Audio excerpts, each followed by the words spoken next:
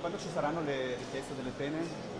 Alla fine della requisitoria, come in tutte le requisitorie, ma non voglio rilasciare dichiarazioni. Un'intera giornata dedicata alla requisitoria del pubblico ministero. Dopo aver ricostruito la notte del delitto, oggi è stata la volta della lunga e dettagliata spiegazione del movente perché Freddy, Deborah e Emanuela hanno voluto eliminare Isabella.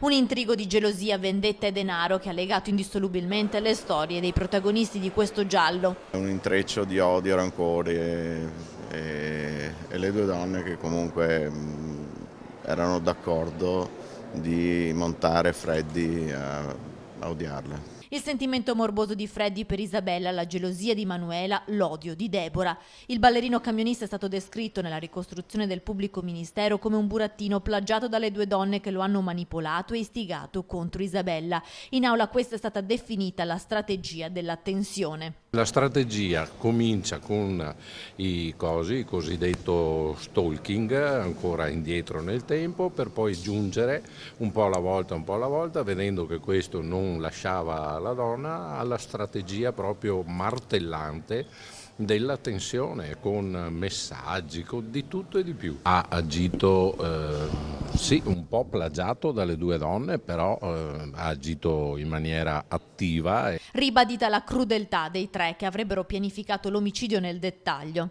La volontà era quella di farla sparire dalla faccia della terra. Sono glaciali, agghiaccianti le ricostruzioni dei racconti, dei messaggi e delle telefonate che si sono scambiate fra di loro. Ad incastrare il trio diabolico ci sarebbero anche alcune intercettazioni audio e video di conversazioni avute dai tre imputati in carcere in occasione dei colloqui. Grande attesa ora per le richieste che farà il pubblico ministero.